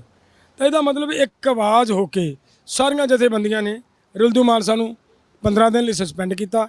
ਔਰ ਜਦੋਂ 15 ਦਿਨ ਲਈ ਸਸਪੈਂਡ ਕਰਕੇ ਫਿਰ ਵੀ ਅਸੀਂ ਸੋਚਦੇ ਸੀਗੇ ਕਿ ਇਹਨੂੰ ਹੁਣ ਮਤਲਬ ਹਰ ਇੱਕ ਸਾਡੇ ਦੇਸ਼ਾਂ ਵਿਦੇਸ਼ਾਂ 'ਚ ਬੈਠੇ ਸਿੱਖ ਵੀਰ ਤੱਕ ਜਿਹਦੀਆਂ ਭਾਵਨਾਵਾਂ ਨੂੰ ਸੱਟ ਲੱਗੀ ਹੈ, ਅਸੀਂ ਦੇਖੋ ਉਹ ਗੱਲ ਤਾਂ ਮੋੜ ਨਹੀਂ ਸਕਦੇ, ਲੇਕਿਨ ਜਿਹੜਾ ਜ਼ਖਮ ਹੈ ਉਹਦੇ 'ਤੇ ਮਨ ਮਿਲਾਉਣ ਦੀ ਕੋਸ਼ਿਸ਼ ਅਸੀਂ ਕੀਤੀ ਹੈ ਕਿ ਹਰ ਇੱਕ ਤੱਕ ਇਹ ਮੈਸੇਜ ਚਲਿਆ ਜਾਵੇ ਕਿ ਅਸੀਂ ਉੱਥੇ ਲੋਕਾਂ ਮੋਰਚੇ ਨੇ ਉਹਨਾਂ 'ਤੇ ਕਾਰਵਾਈ ਕੀਤੀ ਹੈ, ਉਹਨੂੰ 15 ਦਿਨ ਲਈ ਪਾਬੰਦ ਕੀਤਾ ਹੈ। ਔਰ ਇਦੋਂ ਪਹਿਲਾਂ ਜਿੰਨੇ ਲੋਕਾਂ 'ਤੇ ਕਾਰਵਾਈ ਹੋਈ ਹੈ ਅਸੀਂ ਜਨਤਕ ਨਹੀਂ ਕੀਤੀ, ਅਸੀਂ ਪ੍ਰੈਸ 'ਚ ਨਹੀਂ ਗਏ। ਇਹ ਇਕੱਲਾ ਇੱਕ ਸੈਂਸੀਟਿਵ ਮਾਮਲਾ ਸੀਗਾ ਜਿਹਦੇ ਕਰਕੇ ਪ੍ਰੈਸ 'ਚ ਵੀ ਲੈ ਕੇ ਗਏ ਹਾਂ, ਔਰ ਪ੍ਰੈਸ ਦੇ ਰਾਹੀਂ ਅਸੀਂ ਲੋਕਾਂ ਤੱਕ ਇਹ ਗੱਲ ਲੈ ਕੇ ਵੀ ਗਏ ਹਾਂ। ਵੱਡੀ ਗਿਣਤੀ ਦੇ ਵਿੱਚ, ਵੱਡੀ ਹੱਦ ਦੇ ਵਿੱਚ, ਕਾਫੀ ਹੱਦ ਤੱਕ ਸਾਡੀਆਂ ਜਿਹੜੀਆਂ ਸਿੱਖ ਸੰਸਥਾਵਾਂ, ਸਿੱਖ ਵਿਚਾਰਧਾਰਾ ਵਾਲੇ ਵੀਰ ਹੈ, ਉਹ ਸੈਟੀਸਫਾਈ ਵੀ ਹੋਏ ਨੇ, ਐਸੀ ਨਹੀਂ ਗੱਲ ਹੈ। ਆ ਜਿਹੜੀ ਤੁਸੀਂ ਗੱਲ ਕੀਤੀ ਹੈ ਕਿ ਉਹਨਾਂ ਦੀ ਟੈਂਟ ਦੇ ਉੱਤੇ ਹਮਲਾ, ਮੈਂ ਸਮਝੂੰਗਾ ਕਿ ਸਿੱਖ ਸੰਸਥਾਵਾਂ, ਮੈਨੂੰ ਨਹੀਂ ਲੱਗਦਾਗਾ ਇਹ ਜਿਹਾ ਕੁਝ ਕਰਨਗੀਆਂ, ਕਿਉਂਕਿ ਉਹ ਖੁਦ ਇਸ ਮੋਰਚੇ ਲਈ ਸੀਰੀਅਸ ਨੇ। ਉਹ ਵੀ ਚਾਹੁੰਦੇ ਨੇ ਕਿ ਇਹ ਮੋਰਚਾ ਜਿੱਤਿਆ ਜਾਏ, ਤੇ ਜਿਹੜਾ ਮੋਰਚਾ ਜਿੱਤਣਾ ਚਾਹੁੰਦਾ ਹੈ ਉਹ ਮੈਨੂੰ ਨਹੀਂ ਲੱਗਦਾਗਾ ਵੀ ਉਹ ਕੋਈ ਵੀ ਅਜਿਹਾ ਕੰਮ ਕਰੇਗਾ ਜਿਹਦੇ ਨਾਲ ਮੋਰਚੇ ਦੇ ਵਿੱਚ ਹੋਰ ਪਾੜਾ ਪਵੇ। ਹਾਂ, ਇਹ ਜ਼ਰੂਰ ਆ ਗੱਲ ਵੀ ਇਹ ਅਜਿਹਾ ਜਦੋਂ ਵਿਵਾਦ ਬਣਿਆ, ਉਸ ਵਿਵਾਦ ਦੇ ਦੌਰਾਨ ਏਜੰਸੀਆਂ ਨੂੰ ਮੌਕਾ ਜ਼ਰੂਰ ਮਿਲਦਾ ਹੈ, ਤੇ ਏਜੰਸੀਆਂ ਅਜਿਹੀਆਂ ਹਰਕਤਾਂ ਕਰਦੀਆਂ ਜਿਹੜੀ ਰੁਲਦੂ ਮਾਨਸਾ ਵਾਲੇ ਪਾਸੇ ਹੋਈ ਹੈ। ਇੱਕ ਪੜਤਾਲ ਦਾ ਵਿਸ਼ਾ ਹੈ, ਉਮੀਦ ਹੈ ਕਿ ਤੁਸੀਂ ਦੇਖੋਗੇ ਉਹਦੇ ਵਿੱਚੋਂ ਹੱਥ ਕਿਸੇ ਨਾ ਕਿਸੇ ਏਜੰਸੀ ਦਾ ਨਿਕਲੂਗਾ। ਹੋਰ ਵੀ ਸਮੇਂ-ਸਮੇਂ ਤੇ ਵਿਵਾਦਿਤ ਬਿਆਨ ਹੁੰਦੇ ਰਹੇ ਆ, ਵਿਵਾਦਿਤ ਬਿਆਨ ਮੋਰਚੇ ਦੀ ਸਟੇਜ ਤੋਂ ਦਿੰਦੇ ਰਹੇ ਲੋਕ। ਤੁਸੀਂ ਕਦੇ ਕਿਹਾ ਨਹੀਂ ਬਿਠਾ ਕੇ ਵੀ ਇਹੋ ਜਿਹੇ ਵਿਵਾਦਿਤ ਬਿਆਨ ਨਾ ਦਿੱਤੇ ਜਾਣ ਜਿਸ ਦੇ ਨਾਲ ਮੋਰਚੇ ਨੂੰ ਢਾਹ ਲੱਗੇ ਜਾਂ ਮੋਰਚਾ ਕਮਜ਼ੋਰ ਹੋਵੇ? ਇਹੋ ਜਿਹੀਆਂ ਬਿਆਨਬਾਜ਼ੀਆਂ ਸਾਈਡ ਤੇ ਰੱਖ ਕੇ ਸਿਰਫ ਖੇਤੀਬਾੜੀ ਕਾਨੂੰਨਾਂ ਤੇ ਫੋਕਸ ਕਿਉਂ ਨਹੀਂ ਕੀਤਾ ਜਾਂਦਾ? ਹਾਂ, ਇਹ ਬਹੁਤ ਵਾਰੀ ਮੀਟਿੰਗਾਂ ਦੇ ਵਿੱਚ ਗੱਲ ਆਉਂਦੀ ਹੈ, ਔਰ ਇਹ ਪਾਬੰਦੀ ਸੀ ਤਾਂ ਹੀ ਤਾਂ ਕਾਰਵਾਈ ਹੋਈ ਹੈ। ਇਹ ਪਾਬੰਦੀ ਸੀ ਕਿ ਕੋਈ ਵੀ ਆਦਮੀ, ਦੇਖੋ ਇਹ ਜਿਹੜਾ ਮੋਰਚਾ ਹੈ ਨਾ ਜੀ, ਇਸ ਮੋਰਚੇ ਦੇ ਵਿੱਚ ਹਿੰਦੂ ਵੀਰ ਵੀ ਬੈਠੇ ਆ, ਇਸ ਮੋਰਚੇ ਦੇ ਵਿੱਚ ਸਿੱਖ ਸੰਸਥਾਵਾਂ ਬੈਠੀਆਂ, ਇੱਥੇ ਇਸ ਮੋਰਚੇ 'ਚ ਲੰਗਰ ਲਾਉਣ ਵਾਲੇ ਮਹਾਂਪੁਰਸ਼ ਬੈਠੇ ਨੇ, ਜਿਹੜੇ ਅੱਜ ਮੀਂਹ ਪੈਂਦੇ ਦੇ ਵਿੱਚ ਮੈਂ ਜਾ ਕੇ ਆਇਆ, ਔਰ ਮੀਂਹ ਪੈਂਦੇ ਲੋਕਾਂ ਨੂੰ ਟਰਾਲੀਆਂ 'ਚ, ਝੌਂਪੜੀਆਂ 'ਚ ਬੈਠਿਆਂ ਨੂੰ ਲੰਗਰ ਸਪਲਾਈ ਕਰਨ ਦੀ ਕੋਸ਼ਿਸ਼ ਵੀ ਉਹ ਕਰ ਰਹੇ ਨੇ। ਇੱਥੋਂ ਤੱਕ ਦਾ ਯੋਗਦਾਨ ਹੈ। ਇੱਥੇ ਮੈਡੀਕਲ ਸਹੂਲਤਾਂ, ਮੈਡੀਕਲ ਕੈਂਪ ਲਾ ਕੇ ਕੀਤੀਆਂ ਹੋਈਆਂ ਨੇ, ਉਹ ਬਹੁਤ ਸਾਰੀਆਂ ਸਿੱਖ ਸੰਸਥਾਵਾਂ ਨੇ ਕੀਤਾ ਉਹ। ਔਰ ਇਹਦੇ ਵਿੱਚ ਮੁਸਲਮਾਨ ਵੀਰ ਵੀ ਆਪਦਾ ਲੰਗਰ ਲਾਈ ਬੈਠੇ ਆ। ਹਰਿਆਣੇ ਵਾਲਿਆਂ ਨੇ ਤਾਂ ਕਮਾਲ ਹੀ ਕਰਤੀ, ਜਿਸ ਦਿਨ ਮੋਰਚੇ ਨੂੰ ਇੱਥੇ RSS ਨੇ ਹਮਲੇ ਕੀਤੇ ਆ, ਮੋਰਚਾ ਉਖੇੜਨ ਦੀ ਕੋਸ਼ਿਸ਼ ਕੀਤੀ। ਹਰਿਆਣੇ ਵਾਲੇ ਮੂਹਰੇ ਆ ਕੇ ਅੰਤਲ ਖਾਪ ਨੇ ਇਹ ਕਿਹਾ ਕਿ ਜੇਕਰ ਸਾਡੇ ਕੋਈ ਕਿਸਾਨਾਂ ਦੇ ਉੱਤੇ ਹਮਲਾ ਕਰੇਗਾ ਤਾਂ ਉਹਦਾ ਮੁਕਾਬਲਾ ਅਸੀਂ ਕਰਾਂਗੇ। ਤਾਂ ਇਹ ਗੱਲਾਂ ਸਾਰੀਆਂ ਜਿਹੜੀਆਂ ਸਿੱਧ ਕਰਦੀਆਂ ਹੈ ਕਿ ਹਰ ਇੱਕ ਕਮਿਊਨਿਟੀ ਦੇ ਜਿਹੜੇ ਵੀਰ ਨੇ, ਚਾਹੇ ਉਹ ਹਿੰਦੂ ਨੇ, ਚਾਹੇ ਮੁਸਲਮਾਨ ਨੇ, ਚਾਹੇ ਸਿੱਖ ਹੈ, ਚਾਹੇ ਈਸਾਈ ਨੇ, ਉਹ ਸਾਰੇ ਹੀ ਇਸ ਮੋਰਚੇ ਦੇ ਨਾਲ ਜੁੜੇ ਹੋਏ ਆ। ਸਾਰੇ ਇਸ ਮੋਰਚੇ ਨੂੰ ਜਿੱਤਣਾ ਚਾਹੁੰਦੇ ਆ। ਤੇ ਜਦੋਂ ਸਾਰੇ ਇਸ ਮੋਰਚੇ ਨੂੰ ਜਿੱਤਣਾ ਚਾਹੁੰਦੇ ਆ ਤਾਂ ਸਾਡੀ ਸਾਰਿਆਂ ਦੀ ਇੱਕ ਜ਼ਿੰਮੇਵਾਰੀ ਬਣ ਜਾਂਦੀ ਹੈ ਕਿ ਅਸੀਂ ਕੋਈ ਅਜਿਹਾ ਬਿਆਨਬਾਜ਼ੀ ਨਾ ਕਰੀਏ। ਇਹਨਾਂ ਗੱਲਾਂ ਨੂੰ ਧਿਆਨ 'ਚ ਰੱਖ ਕੇ ਹੀ ਮੋਰਚਿਆਂ ਨੇ ਫੈਸਲਾ ਲਿਆ ਸੀ ਕਿ ਕੋਈ ਕਿਸੇ ਪ੍ਰਤੀ ਵੱਧ ਘੱਟ ਨਹੀਂ ਬੋਲੂਗਾ। ਸਾਡੇ ਹਿੰਦੂ ਵੀ ਉਹਨੇ ਸਤਿਕਾਰਯੋਗ ਨੇ, ਸਾਡੇ ਸਿੱਖ ਸੰਸਥਾਵਾਂ ਵੀ ਉਹਨੀਆਂ ਸਤਿਕਾਰਯੋਗ ਨੇ, ਸਾਡੇ ਕਾਮਰੇਡ ਵੀ ਮਤਲਬ ਸਤਿਕਾਰਯੋਗ ਨੇ, ਤੇ ਸਾਰੀਆਂ ਨਾਨ ਕਾਮਰੇਡ ਜਥੇਬੰਦੀਆਂ ਵੀ ਉਹਨੀਆਂ ਹੀ ਸਤਿਕਾਰਯੋਗ ਨੇ। ਆਪਾਂ ਰਲ ਕੇ ਇੱਕ ਮੋਰਚਾ ਲੜ ਰਹੇ ਹਾਂ। ਸਾਡਾ ਧਿਆਨ ਹੋਣਾ ਚਾਹੀਦਾ 3 ਕਾਲੇ ਕਾਨੂੰਨ ਉਹ ਰੱਦ ਕਰਵਾਉਣੇ ਆ, ਨਾ ਕਿ ਅਸੀਂ ਇੱਕ ਦੂਜੇ ਦੀ ਵਿਚਾਰਧਾਰਾ ਨੂੰ ਸੱਟ ਮਾਰਨੀ ਹੈ। ਤੇ ਨਾ ਇਹ ਮੋਰਚਾ ਮਾਰਨ ਦੇਗਾ। ਇਹ ਬਿਲਕੁਲ ਅਸੀਂ ਕਿਸੇ ਨੂੰ ਕਿਸੇ ਦੀ ਵਿਚਾਰਧਾਰਾ ਦੇ ਉੱਤੇ ਕੋਈ ਟਿੱਪਣੀ ਨਹੀਂ ਕਰਨ ਦਿਆਂਗੇ। ਸਾਡੀ ਰਿਕੁਐਸਟ ਹੈ ਸਾਰੇ ਵੀਰਾਂ ਨੂੰ ਕਿ ਆਪਾਂ ਸ਼ਾਂਤੀ ਬਣਾ ਕੇ ਰੱਖੀਏ। ਆਪਣੀਆਂ ਭਾਵਨਾਵਾਂ ਦੇ, ਤੁਹਾਡੀਆਂ ਸਾਰੇ ਸਿੱਖ ਸੰਸਥਾਵਾਂ ਦੇ, ਸਿੱਖ ਵਿਚਾਰ ਵਾਲੇ ਸਿੱਖੀ ਵਿਚਾਰ ਭਾਵਨਾ ਵਾਲੇ ਰੱਖਣ ਵਾਲੇ ਵੀਰਾਂ ਨੇ ਮਨ ਨੂੰ ਸੱਟ ਲੱਗੀ ਸੀ। ਅਸੀਂ ਸਾਰਿਆਂ ਨੇ ਮਿਲ ਕੇ ਉਹ ਫੈਸਲਾ ਲਿਆ। ਹੁਣ ਸਾਨੂੰ ਸਾਰਿਆਂ ਨੂੰ ਮਹਿਸੂਸ ਕਰਦੇ ਹਾਂ ਅਸੀਂ ਤੁਸੀਂ ਪਹਿਲਾਂ ਹੀ ਆਲਰੇਡੀ ਇਹਦੇ ਤੇ ਚਿੰਤਤ ਹੈ, ਪਰ ਰਹਿੰਦਾ ਵੀ ਜੇ ਕੋਈ ਕਸਰ ਕਿਸੇ ਦੇ ਮਨ 'ਚ ਰੋਸ ਹੈ ਵੀ ਤਾਂ ਕਿਰਪਾ ਕਰਕੇ ਹੁਣ ਆਪਾਂ ਆਪਣੇ ਰੋਸ ਨੂੰ ਕੰਟਰੋਲ 'ਚ ਕਰਕੇ ਤੇ ਆਪਾਂ ਮੋਰਚਾ ਜਿੱਤ ਕੇ ਮੋਰਚੇ ਵੱਲ ਧਿਆਨ ਕਰੀਏ। 2 ਮਿੰਟ ਮੈਂ ਥੋੜਾ ਜਿਹਾ ਚਰਚਾ ਕਰਨੀ ਪੰਜਾਬ ਦੇ ਸਿਆਸੀ ਆਗੂਆਂ ਬਾਰੇ। ਪੰਜਾਬ ਦੇ ਸਿਆਸੀ ਆਗੂ ਹੁਣੇ ਹੀ ਗੱਲ ਕਹਿ ਰਹੇ ਨੇ, ਸਾਰੀਆਂ ਸਿਆਸੀ ਪਾਰਟੀਆਂ ਕਹਿ ਰਹੀਆਂ ਕਿ ਅਸੀਂ ਕਿਸਾਨਾਂ ਦੇ ਨਾਲ ਆ, ਮੋਰਚੇ ਦੇ ਨਾਲ ਆ। ਡੱਲੇਵਾਲ ਸਾਹਿਬ ਹੁਣਾਂ ਨੂੰ ਕੌਣ ਨਾਲ ਖੜਾ ਲੱਗਦਾ ਮੋਰਚੇ ਦੇ ਵਿੱਚ, ਜਾਂ ਫਿਰ ਸਿਆਸੀ ਲਾਹੇ ਲੈਣ ਵਾਸਤੇ ਇਹੋ ਜਿਹੀਆਂ ਬਿਆਨਬਾਜ਼ੀਆਂ ਆ ਰਹੀਆਂ ਨੇ? ਦੇਖੋ, ਪਿੱਛੇ ਜਦੋਂ ਇਲੈਕਸ਼ਨ ਹੋਈ ਪੰਜਾਬ ਦੇ ਅੰਦਰ ਨਗਰਪਾਲਿਕਾਵਾਂ ਦੀ, ਉਦੋਂ ਮੰਗ ਕੀਤੀ ਗਈ ਕਿ ਸਾਨੂੰ ਚੋਣ ਨਿਸ਼ਾਨ ਟਰੈਕਟਰ ਦਿਓ, ਸਾਨੂੰ ਚੋਣ ਨਿਸ਼ਾਨ ਹਲ ਦਿਓ। ਇਟ ਮੀਨਸ ਕਿ ਸਾਰੀਆਂ ਪੋਲੀਟੀਕਲ ਪਾਰਟੀਆਂ ਇਸ ਮਹਿਸੂਸ ਕਰਦੀਆਂ ਹੈ ਕਿ ਅੱਜ ਕਿਸਾਨੀ ਨਾਲ ਜੁੜ ਕੇ ਹੀ ਅਸੀਂ ਕੋਈ ਲਾਹਾ ਲੈ ਸਕਦੇ ਹਾਂ, ਵਰਨਾ ਨਹੀਂ ਮਿਲਣਾ। ਇਹ ਤਾਂ ਉਹਨਾਂ ਦੀ ਭਾਵਨਾ ਹੈ। ਹੁਣ ਰਹੀ ਗੱਲ ਕਿ ਕਾਂਗਰਸ ਨੇ, ਅਸੀਂ ਉਹਨਾਂ ਨੂੰ ਇੱਕ ਵਿਪ ਜਾਰੀ ਕੀਤਾ ਸੀਗਾ ਕਿ ਤੁਸੀਂ ਪਾਰਲੀਮੈਂਟ ਦੇ ਵਿੱਚ ਖੜ ਕੇ ਵਿਰੋਧ ਕਰਨਾ ਇਹਦਾ। ਉਹਨਾਂ ਨੇ ਇਹਦਾ ਵਿਰੋਧ ਨੂੰ ਛੱਡ ਕੇ ਤਾਜਪੋਸ਼ੀ ਵੱਲ ਨੂੰ ਮਤਲਬ ਪ੍ਰੈਫਰ ਕੀਤਾ ਹੈ। ਇੱਕ ਗੱਲ ਤਾਂ ਇਹ। ਦੂਸਰੀ ਗੱਲ ਉਹਦੇ 'ਚ ਇਹ ਆਈ ਕਿ ਕਾਂਗਰਸ ਨੇ ਇਹ ਰੱਖਿਆ ਹੈ ਕਿ ਪੰਜਾਬ ਦੀ ਜਿਹੜੀ MP ਸਾਹਿਬਾਨ ਹੈ ਉਹਦਾ ਇਸ਼ੂ ਉਠਾਉਣਗੇ ਕਿਸਾਨੀ ਮੁੱਦੇ ਦਾ, ਬਾਕੀ ਜਿਹੜੇ MP ਆ ਉਹ ਹੋਰ ਮੁੱਦਿਆਂ 'ਤੇ ਬੋਲਣਗੇ। ਤਾਂ ਇਹਦਾ ਮਤਲਬ ਜਿਹੜੀ ਕਾਂਗਰਸ ਹੈ ਉਹ ਇਸ ਇਸ਼ੂ ਦੇ ਉੱਤੇ ਸੀਰੀਅਸ ਨਜ਼ਰ ਨਹੀਂ ਆ ਰਹੀ। ਕਿਉਂ? ਕਿਉਂਕਿ ਇਹ ਜਿਹੜੇ ਕਾਨੂੰਨ ਆ, ਮੈਂ ਪਹਿਲਾਂ ਵੀ ਬੇਨਤੀ ਕੀਤੀ, ਉਹ ਗੈਟ 'ਚੋਂ ਨਿਕਲ ਕੇ ਆਏ ਨੇ। ਗੈਟ ਦੇ ਉੱਤੇ ਸਾਈਨ ਕਰਨ ਵਾਲੇ ਨੇ ਪ੍ਰਧਾਨ ਮੰਤਰੀ ਕਾਂਗਰਸ ਦੇ ਨਰਸਿਮਹਾ ਰਾਓ ਜੀ। ਜਦੋਂ ਨਰਸਿਮਹਾ ਰਾਓ ਨੇ ਹੀ ਸਾਡੀ ਮੌਤ ਦੇ ਵਾਰੰਟਾਂ 'ਤੇ ਸਾਈਨ ਕੀਤੇ ਹੈ ਤਾਂ ਉਹ ਕਿਤੇ ਨਾ ਕਿਤੇ ਤਾਂ ਉਹਨਾਂ ਨੇ ਨੇੜੇ ਆ ਕੇ ਸਾਡੇ 'ਤੇ ਸੱਟ ਮਾਰਨੀ ਹੈ। ਜਿਹੜੀ ਤੋਪ ਨਰਸਿਮਹਾ ਰਾਓ ਵੇਲੇ ਦੀ ਚੱਲੀ ਹੈ, ਉਹਨੇ ਤਾਂ ਉਹਦੇ ਗੋਲੇ ਨੇ ਕਿਤੇ ਨਾ ਕਿਤੇ ਜਾ ਕੇ ਡਿੱਗਣਾ ਹੈ। ਉਹ ਅੱਜ ਕਿਸਾਨਾਂ 'ਤੇ ਨਰਿੰਦਰ ਮੋਦੀ ਦੇ ਰਾਹੀਂ ਡਿੱਗ ਰਹੀ ਹੈ। ਤਾਂ ਹੁਣ ਉੱਥੇ ਕਾਂਗਰਸ ਨੂੰ ਮੈਨੂੰ ਲੱਗਦਾ ਹੈ ਕਿ ਜੇਕਰ ਅਸੀਂ ਚੁੱਪ ਰਹੀਏ ਤਾਂ ਅਗਰ ਇਹ ਕਾਨੂੰਨ ਲਾਗੂ ਹੋ ਜਾਂਦੇ ਹੈ ਤਾਂ ਸਾਡੇ ਕੋਲੋਂ ਗੁਲਾਮਾਂ ਲੈ ਕੇ ਸਾਨੂੰ ਕੱਲ੍ਹ ਨੂੰ ਨਾ ਇਹ ਕਾਨੂੰਨ ਲਾਗੂ ਕਰਨੇ ਪੈਣ ਤੇ ਅਸੀਂ ਨਾਲ ਦੀ ਨਾਲ ਅਸੀਂ BJP ਨੂੰ ਬਦਨਾਮ ਕਰਾਂਗੇ, ਇਹਨੂੰ ਭੰਡ ਲਾਂਗੇ। ਇਹਨਾਂ ਦੇ ਖਿਲਾਫ ਮਾਹੌਲ ਬਣੇਗਾ, ਉਹਦਾ ਅਸੀਂ ਲਾਹਾ ਲਵਾਂਗੇ ਤੇ ਸਹੀ ਸੱਤਾ ਦੇਵਾਂਗੇ। ਸੁਖਬੀਰ ਬਾਦਲ ਹੁਣੀ ਵੀ ਤਖਤੀਆਂ ਫੜ ਕੇ ਖੜੇ ਆ, ਪਤੀ ਪਤਨੀ ਦੋਵੇਂ, ਸੁਖਬੀਰ ਸਿੰਘ ਬਾਦਲ ਤੇ ਹਰਸਿਮਰਤ ਬਾਦਲ ਹੁਣੀ, ਉਹ ਵੀ ਹੁਣ ਕਹਿ ਰਹੇ ਕਿ ਅਸੀਂ ਤਾਂ ਕਾਨੂੰਨਾਂ ਦੇ ਖਿਲਾਫ ਆ। ਦੇਖੋ, ਸੁਖਬੀਰ ਬਾਦਲ ਜਾਂ ਹਰਸਿਮਰਤ ਬਾਦਲ, ਉਹਨਾਂ ਦੀਆਂ ਵੀਡੀਓਜ਼ ਪਈਆਂ ਨੇ ਜਦੋਂ ਲੋਕਾਂ ਨੂੰ ਸੰਬੋਧਿਤ ਹੋ ਕੇ ਇਹ ਕਹਿ ਰਹੇ ਹੈ ਵੀ ਇਹ ਕਾਨੂੰਨ ਬਹੁਤ ਵਧੀਆ ਹੈ, ਲੋਕ ਪੱਖੀ ਹੈ, ਬੜਾ ਚੰਗੇ ਕਾਨੂੰਨ ਬਣੇ ਨੇ। ਜਿਹੜੇ ਲੋਕ ਇਹ ਹੁਣ ਤੱਕ ਕਹਿੰਦੇ ਰਹੇ ਆ ਵੀ ਕਾਨੂੰਨ ਬਹੁਤ ਚੰਗੇ ਹੈ, ਹਾਂ ਇਹ ਠੀਕ ਹੈ ਕਿ ਲਹਿਰ ਬਣ ਗਈ, ਲਹਿਰ ਦੇ ਵਹਿਣ ਦੇ ਵਿੱਚ ਹੁਣ ਬਹਿਣਾ ਉਹਨਾਂ ਦੀ ਮਜਬੂਰੀ ਬਣ ਗਈ ਹੈ। ਕਿਉਂਕਿ ਉਹਨਾਂ ਨੂੰ ਪਤਾ ਹੈ ਕਿ ਜੇ ਅਸੀਂ ਇਹ ਵਿਖਾਵਾ ਨਹੀਂ ਕਰਾਂਗੇ ਤਾਂ ਇਹ 100% ਪੰਜਾਬ ਦੇ ਵਿੱਚ ਲੋਕ ਸਾਨੂੰ ਵੜਨ ਨਹੀਂ ਦੇਣਗੇ। ਔਰ ਲੋਕਾਂ ਦੇ ਵਿੱਚ ਗੁੱਸਾ ਅੱਜ ਵੀ ਹੈਗਾ ਇਹਨਾਂ ਦੇ ਖਿਲਾਫ। ਕੋਸ਼ਿਸ਼ ਕਰ ਰਹੇ ਨੇ ਉਸ ਗੱਲ ਨੂੰ ਲੋਕਾਂ ਨੂੰ ਮੂਰਖ ਬਣਾਉਣ ਦੀ। ਮੈਂ ਤਾਂ ਇਹ ਕਹੂੰਗਾ ਕਿਉਂਕਿ ਲੋਕ ਸਮਝਦੇ ਆ ਕਿ ਇਹ ਕਿਸ ਥਾਂ 'ਤੇ ਖੜੇ ਆ। ਅੱਜ ਰੋਜ਼ ਵੀਡੀਓ ਇਹਨਾਂ ਦੀ ਦੁਬਾਰਾ ਰਿਪੀਟ ਹੋ ਰਹੀਆਂ, ਉਹੀ ਵੀਡੀਓ ਦੇ ਨਾਲ ਲਿਖ ਕੇ ਪਾਇਆ ਹੁੰਦਾ ਹੈ, ਪੰਜਾਬ ਵਾਲਿਓ, ਪੰਜਾਬ ਵਾਸੀਓ, ਇਹਨਾਂ ਨੂੰ ਭੁੱਲ ਨਾ ਜਾਇਓ, ਆਹ ਸਪੀਚਾਂ ਯਾਦ ਰੱਖਿਓ। ਇਹਦਾ ਕੀ ਮਤਲਬ ਹੈ? ਉਹ ਲੋਕ ਦੱਸਦੇ ਆ, ਉਹਨਾਂ ਲੋਕ ਸੁਨੇਹਾ ਦੇਣਾ ਚਾਹੁੰਦੇ ਆ ਕਿ ਤੁਸੀਂ ਅੱਜ ਇੱਥੇ ਖੜ੍ਹ ਕੇ ਤਖਤੀਆਂ ਫੜ ਕੇ ਖੜ੍ਹੇ ਹੋ, ਕੱਲ੍ਹ ਤੁਸੀਂ ਕੀ ਕਹਿ ਰਹੇ ਸੀ। ਸੋ ਇਹ ਮੈਂ ਸਮਝੂੰਗਾ ਕਿ ਪੋਲੀਟੀਕਲ ਸਟੰਟ ਨੇ ਉਹ ਕਰ ਰਹੇ। ਹੁਣ ਲੋਕ ਕਹਿੰਦੇ ਕਿ ਉਸ ਸਮੇਂ ਝੂਠ ਬੋਲ ਰਹੇ ਸੀਗੇ ਜਾਂ ਹੁਣ ਸਮੇਂ ਝੂਠ ਬੋਲ ਰਹੇ ਹੋ, ਉਦੋਂ ਸੱਚ ਬੋਲ ਰਹੇ ਸੀ ਜਾਂ ਹੁਣ ਸੱਚ ਬੋਲ ਰਹੇ ਹੋ, ਇਹ ਕਲੀਅਰ ਤਾਂ ਹੋ ਜਾਣ ਚੀਜ਼ਾਂ। ਹਾਂ ਇਹ ਦੇਖੋ ਗੱਲ ਕੀ ਹੈ, ਮੈਂ ਤਾਂ ਇਹ ਕਹੂੰਗਾ ਉਹ ਇੱਕ ਨਾਰਮਲ ਹਾਲਾਤਾਂ ਦੇ ਵਿੱਚ ਲੋਕ ਮਾਰੂ ਫੈਸਲੇ ਦੇ ਵਿੱਚ ਉਹ ਨਾਲ ਖੜੇ ਸੀ। ਅੱਜ ਉਹਨਾਂ ਦਾ ਉਹਦੇ ਖਿਲਾਫ ਖੜਨਾ ਇੱਕ ਮਜਬੂਰੀ ਬਣ ਗਈ ਕਿ ਪੰਜਾਬ ਦੇ ਵਿੱਚ ਗਰਾਊਂਡ ਖਿਸਕਦੀ ਨਜ਼ਰ ਆ ਰਹੀ ਹੈ। ਇਸ ਤੋਂ ਸਿਵਾ ਹੋਰ ਕੁਝ ਨਹੀਂ। ਖੜਨਗੇ ਹੁਣ ਵੀ, ਜੇ ਸਮਾਂ ਆ ਗਿਆ ਖੜਨਗੇ ਹੁਣ ਵੀ, ਮਤਲਬ ਉਹਨਾਂ ਕਾਨੂੰਨਾਂ ਦੇ ਹੱਕ 'ਚ ਹੀ ਲੋਕਾਂ ਦੇ ਵਿਰੋਧ 'ਚ ਖੜਨਗੇ, ਜੋ ਮੈਨੂੰ ਲੱਗਦਾ ਹੈ।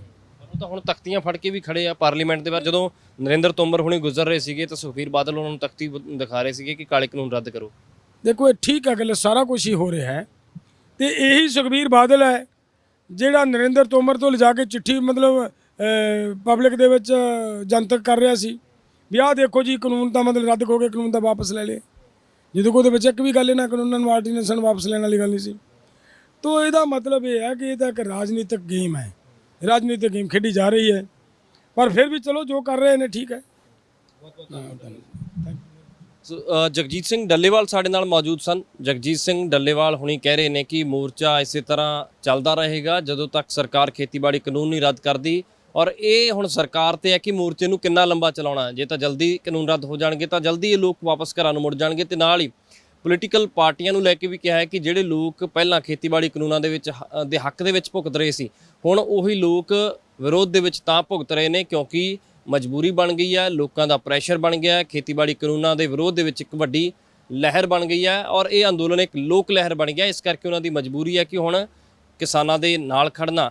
ਇਹਨਾਂ ਵੱਲੋਂ ਕਿਹਾ ਜਾ ਰਿਹਾ ਕਿ ਆਉਣ ਵਾਲੇ ਸਮੇਂ ਦੇ ਵਿੱਚ ਇੱਕ ਪ੍ਰੈਸ਼ਰ ਗਰੁੱਪ ਕ੍ਰੀਏਟ ਕਰਨਗੇ ਜਿਹੜਾ ਕਿ तमाम ਪੋਲੀਟੀਕਲ ਪਾਰਟੀਆਂ ਦੇ ਉੱਪਰ ਪ੍ਰੈਸ਼ਰ ਕ੍ਰੀਏਟ ਕਰੇ, ਤੇ ਨਾਲ ਹੀ ਇਹ ਪ੍ਰੈਸ਼ਰ ਕ੍ਰੀਏਟ ਹੋਏਗਾ ਯੂਪੀ ਦੇ ਰਸਤੇ ਰਾਹੀਂ, ਯੂਪੀ ਰਾਹੀਂ, ਕਿਉਂਕਿ ਯੂਪੀ ਦੇ ਵਿੱਚ ਯੂਪੀ ਤੋਂ ਹੀ ਰਸਤਾ ਜਾਂਦਾ ਸੰਸਦ ਨੂੰ, ਔਰ ਵੱਡੀ ਗਿਣਤੀ ਦੇ ਵਿੱਚ ਬੀਜੇਪੀ ਦੇ ਜਿਹੜੇ ਸੰਸਦ ਨੇ ਉਹ ਯੂਪੀ ਤੋਂ ਚੁਣੇ ਗਏ, ਔਰ ਇਸੇ ਕਰਕੇ ਪ੍ਰੈਸ਼ਰ ਗਰੁੱਪ ਕ੍ਰੀਏਟ ਕਰਨ ਦੀ ਆਉਣ ਵਾਲੇ ਸਮੇਂ ਦੇ ਵਿੱਚ ਕੋਸ਼ਿਸ਼ ਕੀਤੀ ਜਾ ਰਹੀ ਹੈ। ਤੇ ਨਾਲ ਹੀ ਕਿਹਾ ਜਾ ਰਿਹਾ ਕਿ ਖੇਤੀਬਾੜੀ ਕਾਨੂੰਨ ਕੇਂਦਰ ਸਰਕਾਰ ਰੱਦ ਕਰੇ ਤਾਂ ਕਿ ਇਹ ਲੋਕ ਵਾਪਸ ਆਪੋ ਆਪਣੇ ਘਰਾਂ ਨੂੰ ਜਾਣ ਤੇ ਅੰਦੋਲਨ ਖਤਮ ਹੋ ਜਾਏ। ਕੈਮਰਾਮੈਨ ਸ਼ਮਸ਼ੇਰ ਦੇ ਨਾਲ Vikram Singh, Pro Punjab TV, Singhu border, Delhi.